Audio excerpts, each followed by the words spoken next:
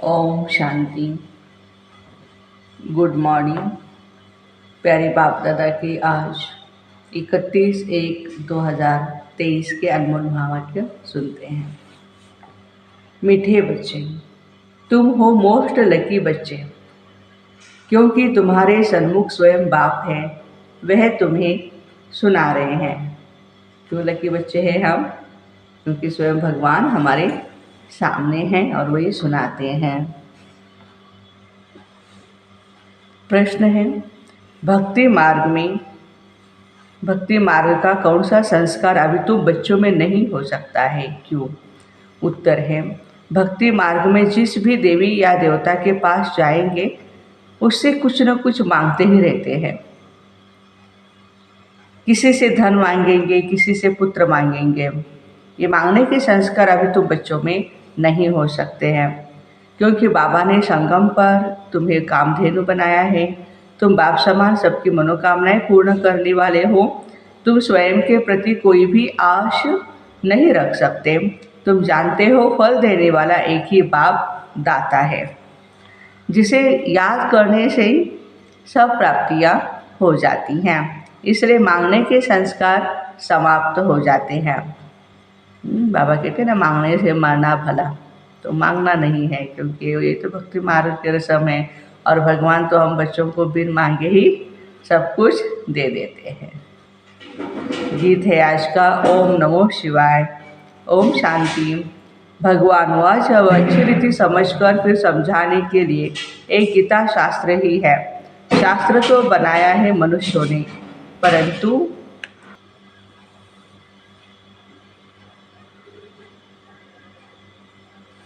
गीत है आज का, ओम नमो शिवाय। ओम शांति। भगवान वाच अब अच्छी रीति समझकर फिर समझाने के लिए एक गीता शास्त्र ही है। शास्त्र तो बनाया ही है मनुष्यों ने, परंतु राजयोग मनुष्य नहीं सिखाते। बाबा कहते, मैंने ही 5000 वर्ष पहले भी तुम भारतवासी सिक्किलदे बच्चों को राजयोग सिखाया था। सिक्किलदे का अर्थ तो समझाया कि तुम ही पूरे 84 जन्म लेकर फिर आए हो और मिले हो। 5000 वर्ष पहले भी तुम मिले थे और तुम आकर के ब्रह्मामुख वंशावली अर्थात ब्राह्मण ही बने। बाप डायरेक्ट बोलते हैं, वे गीता पाठी आदि यह बातें नहीं करेंगे। बाबा डायरेक्ट समझा कर गए थे, फिर भक्ति मार्ग में इसके शास्त्र बने हुए हैं। अब ड्रामा पूरा होता है, फिर बाबा आए हैं, कहते हैं बच्चों को, कौन से बच्चे? कहते हैं खास तुम और आम सारी दुनिया। तुम अभी सन्मुख हो, तुमको बैठ बाबा ने अपना परिचय दिया है। यह राजयोग तुमको और कोई भी सिखला न सके। बाबा ने पहले से ही योग सिखलाया था, अब सिखला रहे हैं, जिससे तुम फिर राजाओं का राजा बनेंगे और कोई स्वर्ग का मालिक बना न सके। मैं तुम्हारा बाप आया हूँ तुम्हें राजयोग सिखलाने। अच्छा, अब बाबा तुमको झाड़ पर समझाते हैं। कल्पवृक्ष जो है उसके ऊपर बाबा समझाते हैं। ये समझानी बहुत ज़रूरी है। इनको कल्पवृक्ष कहा जाता। बाबा कहते हैं, यह मनुष्य सृष्टि रूपी झाड़ कल्पवृक्ष है। वे गीता सुनाने वाले कहेंगे भगवान ने यह कहा था, और तुम कहेंगे भगवान कह रहा है। यह है मनुष्य सृष्टि का झाड़। इसमें कोई फल फ्रूट आम आदि नहीं है। उस फल फ्रूट का झाड़ जो होता है, उनका बीज नीचे, झाड़ ऊपर होता। इनका बीज ऊपर और झाड़ नीचे है। कहते भी है, ईश्वर ने हमको पैदा किया, अर्थात बाबा ने बच्चे दिए हैं। बाप ने बच्चे दिए हैं, बाप ने धन दिया है। ऐसे कहते ना, बाबा आप हमारे सब दुख दूर करो, बाबा बाबा बाबा कहते रहते हैं।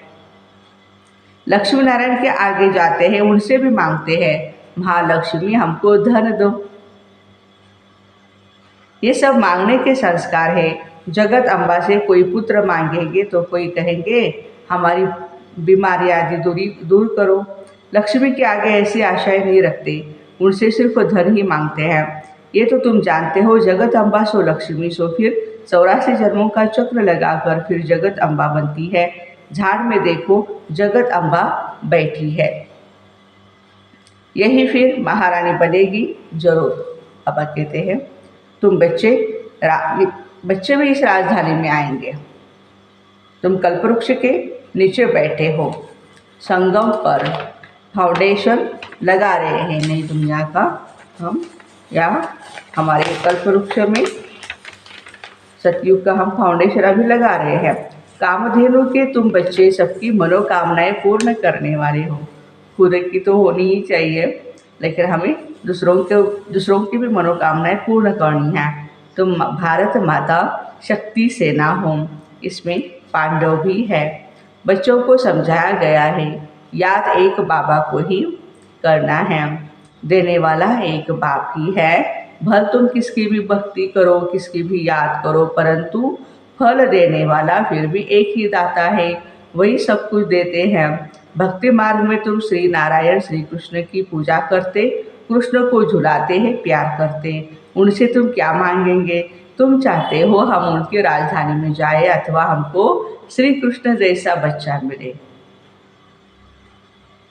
गाते हैं भजो राधे गोविंद चलो वृंदावन। जहाँ राज्य भाग्य करते थे वैकुंठ में, उस समय कोई भी अप्राप्ति नहीं होती। श्री कृष्ण के राज्य को याद तो बहुत करते।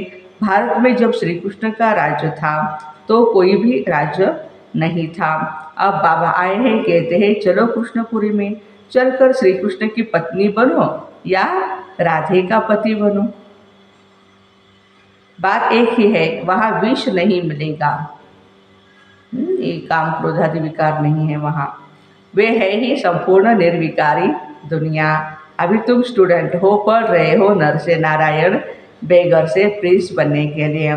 यहाँ भल कोई करोड़पति है, 50 करोड़ है, लेकिन तुम्हारी भेंट में वह गरीब है, क्योंकि यह सब उनका धन मिट्टी में मिल जाना है। कुछ भी साथ नहीं चलेगा, हाथ खाली जाएंगे।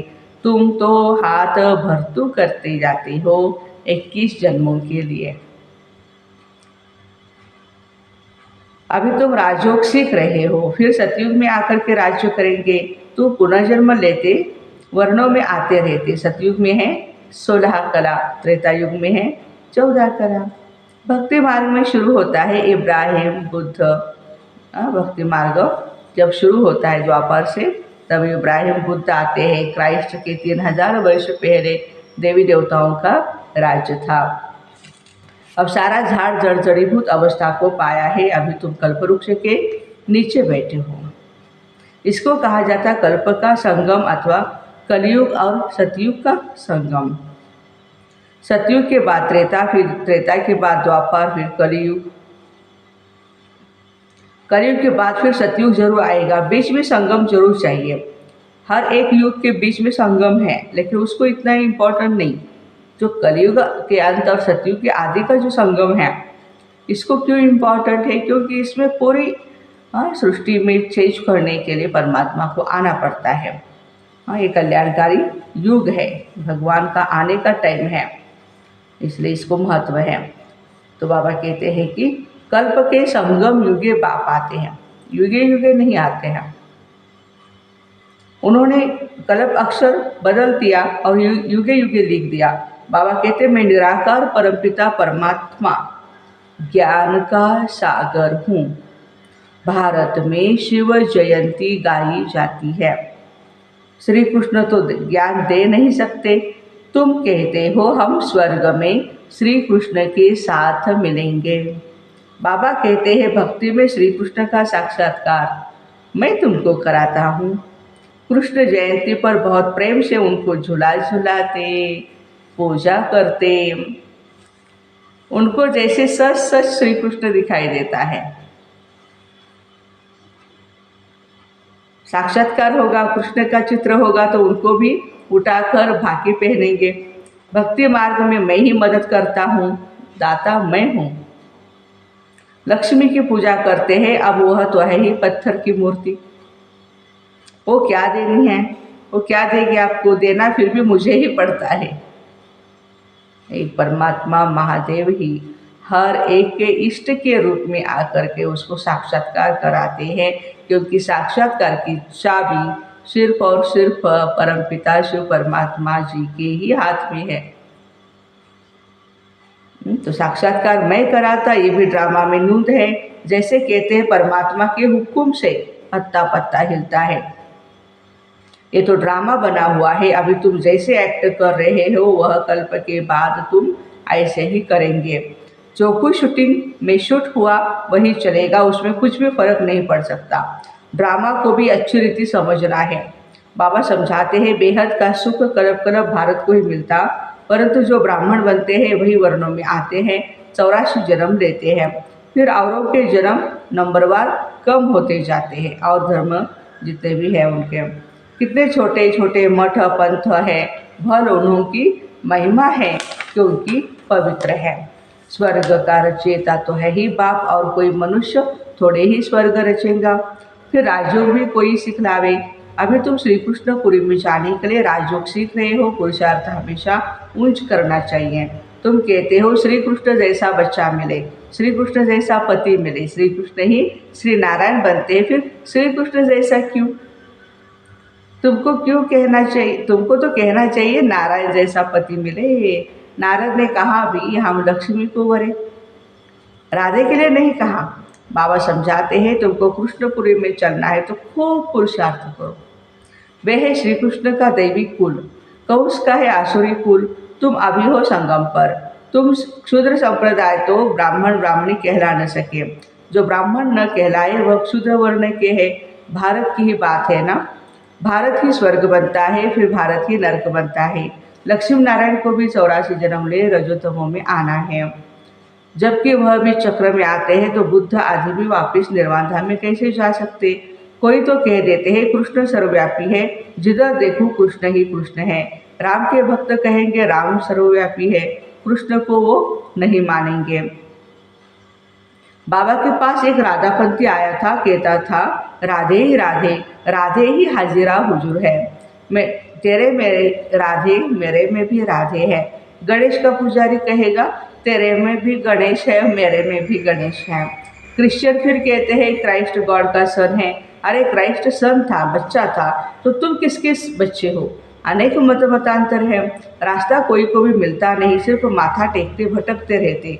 मुक्ति और जीवन मुक्ति भगवान ही देंगे ना, उनसे हम क्या मांगे? कोई को पता ही नहीं। बाबा को न जानने के कारण ही निधन के बन पड़े हैं, फिर धनी आकर के धन का बनाते हैं। मनुष्य कितने धक्के खाते हैं, समझते हैं भक्ति से ही भगवान मिलेगा।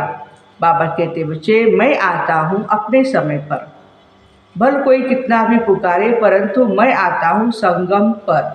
एक ही बार भारत को स्वर्ग बनाए, सबको शांति में भेज देता हूँ परम धाम में। फिर नंबरवार अपने अपने समय पर आते हैं। जो देवी देवता थे वह भी सब आत्माएं बैठी हुई है, फिर से अपना राज्य भाग्य ले रहे हैं। अभी तो देवी देवता धर्म ही नहीं, सब अपने को हिंदू कहलाने लग पड़ते। ड्रामा अनुसार फिर भी ऐसा होगा, जो कुछ हो चुका वह फिर रिपीट होगा। फिर ऐसे हम चक्र में आएंगे, इतने जन्म लेंगे, हिसाब निकालो। हर एक धर्म वाले पीछे कितने जन्म लेंगे? झाड़ पर समझाना बहुत सहज है, आपे ही मनुष्यों को टच होगा कि कोई की प्रेरणा से यह विनाश ज्वाला की तैयारी हो रही है। यूरोपवासी यादव बॉम्ब्स बनाते हैं, वह भी कहते हैं हमको कोई प्रेरणा देने वाला है। हम जानते हैं इससे हम अपने ही कुल का विनाश करते हैं। न चाहते हुए भी मौत का सामान बनाते। धीरे धीरे प्रभाव पड़ेगा, धीरे धीरे झाड़ बढ़ता जाता। कोई कांटे से कली, कोई फूल बनते, कोई फूलों को भी तूफान लगता है तो मुरझा जाते।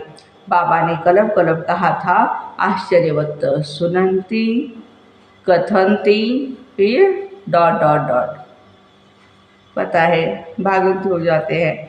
अब फिर बाबा खुद कह रहे हैं हमारे पास आवंती ब्रह्मा कुमार कुमारी बनंती, हाँ फिर कथंती अहो मम माया, अच्छे अच्छे बच्चों को भी खावंती, संस्कृत।